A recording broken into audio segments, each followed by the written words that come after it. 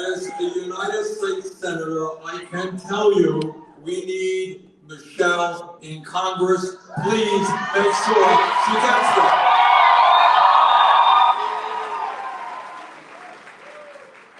Look, here is the story, and it's not complicated. What politics is all about is which side are you on? You could be on the side of billionaires who want more tax breaks, or you could be on the side of working people who want a decent life. And that's what this campaign here is about and what it's about nationally. Now, whether you live in Vermont, and I'm going to be back in Vermont tonight with my heavy coat on, or whether you live in McAllen, in many ways the issues are exactly the same. And what are the issues? The issues are if you work 40 hours a week, you deserve a living wage, raise the minimum wage.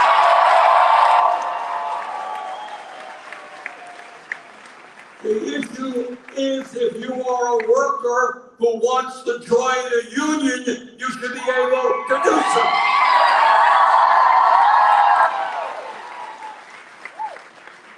And I'll tell you what the other issue is here, and that is that health care is a human right, not a privilege.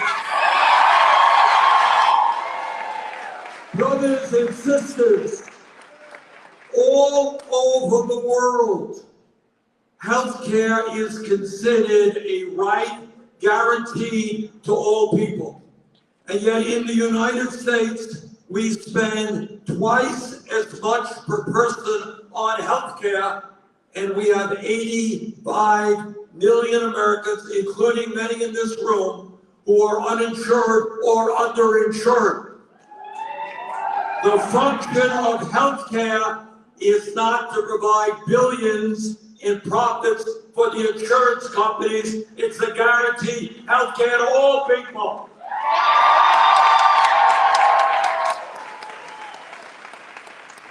It is not a radical idea, and I want you all to understand it.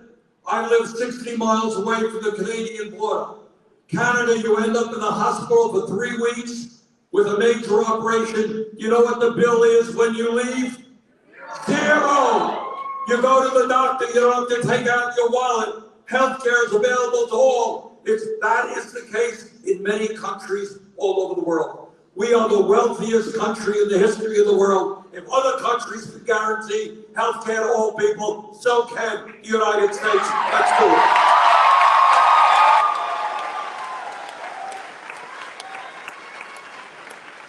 But it is not just healthcare. It is the high cost of prescription drugs.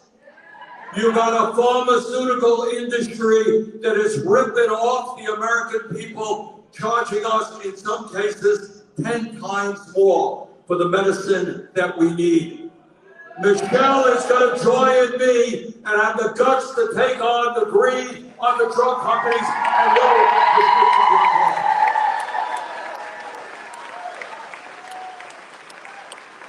Then there is this issue of education. Let me say a word on this. We live, as all of you know, in a very competitive global economy. That's the fact. Now, 30 or 40 years ago when I was a kid, if you had a high school degree, that was good enough. You can go out and get yourself a decent job, you can make it to the middle class.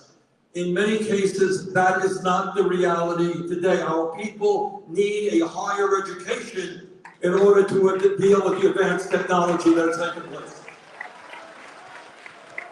In America today, we got hundreds of thousands of bright young people who want to get a higher education. They want to go to a trade school. They want to advance themselves to make it into the middle class, but they're scared to death when they leave school, they'll be $50,000 in debt. That is not what America is supposed to be about. I grew up in a family that had no money. I lived in a rent-controlled apartment. And back then, believe it or not, there were public colleges and universities that were tuition-free, some of the best in America. If 50 years ago we could have public colleges and universities tuition-free, we can do it today, and that's what Michelle believes and what I believe.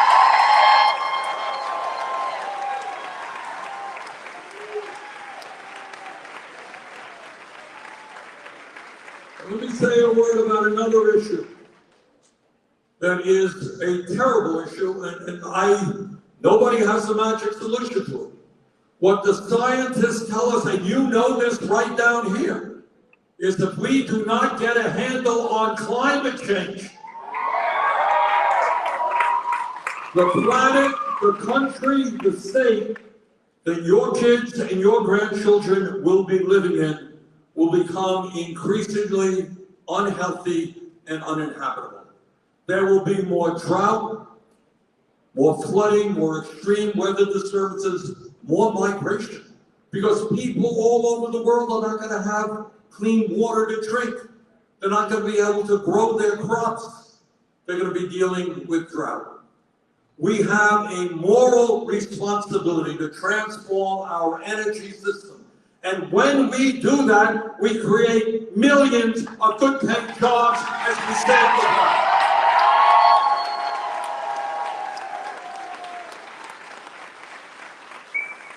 There's another issue out there which maybe is the most important of many other issues. And that is, we have right-wing extremists in this country led by Donald Trump who are trying to undermine American democracy.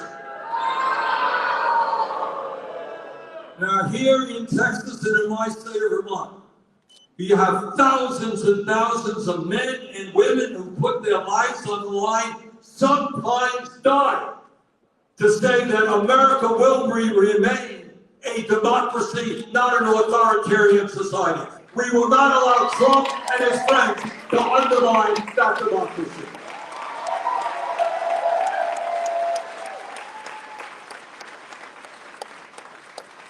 Now, I don't have to tell anybody here the nature of the economy in America today. You got two different economies. On one hand, you have the people on top who have never done better in the history of America. We now have more income and wealth inequality than we have ever had. 3 people in America now own more wealth than the bottom half of American society. Can you believe that? During this terrible pandemic, which has taken over 1 million lives in our country, millions and millions of people got sick.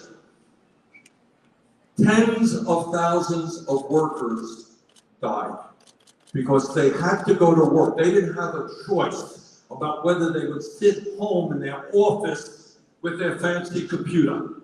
They had to go into a hospital. We lost 5,000 nurses. They had to work in a warehouse. They had to work in a meat packing plant. They had to work with people who were next to them. Tens of thousands died because they didn't have any choice, but they had to feed their families. And at the same time as workers died, the billionaire class saw a $2 trillion increase in their wealth. If you are a worker in America today for a large corporation, know that the CEO of that corporation is earning 400 times what the worker is earning. And as a result of inflation, many working people are falling further and further behind.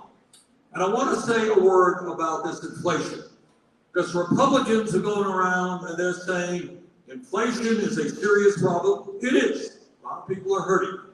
Gas prices, food prices, drug prices, whatever it may be. What they don't tell you is what the causes of inflation are. They want to blame Joe Biden, they want to blame Bernie Sanders for inflation. Well, we have got to explain basic economics 101 to them. And that is, inflation is is not just an American issue. In the United Kingdom, inflation is 10%, 2 points higher than it is in America. In Europe, it's 11%, we're at 8%. The causes of inflation are the pandemic and the breakdown of supply chains, raised prices. The causes of inflation are the terrible, terrible war, Russian invasion of Ukraine and all that that has done. But there is another cause of inflation which Republicans in a million years will never talk about.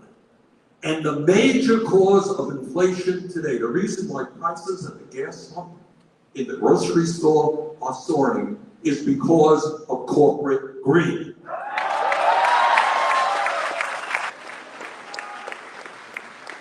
If you want to know why you're paying high prices at the gas pump, ask ExxonMobil, who are enjoying record-breaking profits right now.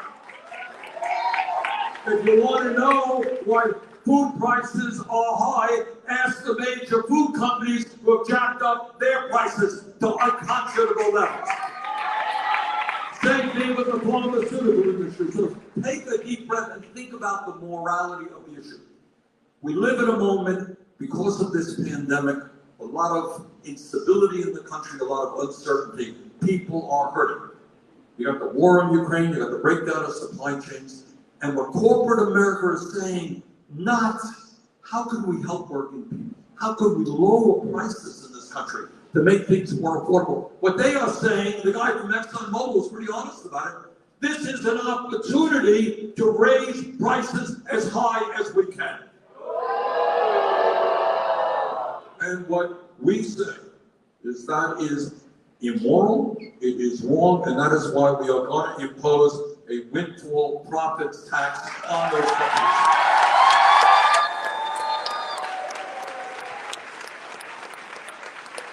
I want to say this as well. Republicans go around and they're saying the cause of inflation is the large amount of federal spending with the American Rescue Plan. And as the chairman of the Senate Budget Committee, I helped write that bill. So I know a little bit about it. Now, I want you all to think back 2 years ago. We were a country without vaccines. Thousands of people every day were dying. People by the millions were losing their jobs. Remember that? And what the President of the United States and what Congress did without one Republican vote is what we said is, you know what? When working people are struggling, when hunger in America is on the rise, when people are worried about being evicted from their apartments because they can't afford to pay the rent, you know what? Yes. We will provide $1,400 for every man, woman, and child in this country. And I don't apologize for that.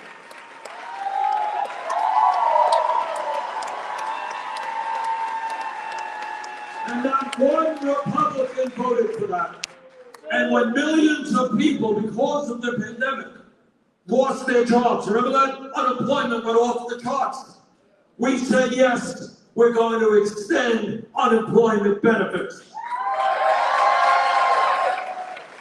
And when working moms and dads were unable to provide for their kids, we said, yes, we're going to provide a $300 a month child tax credit for every child in America. And when some hospitals in America were on the verge of collapse because so many COVID patients were entering and their doctors were getting sick and their nurses were getting sick, we said, yes, we're going to spend billions to help hospitals care for sick patients. And we're going to help universities and public school systems survive the pandemic. So I apologize to no one.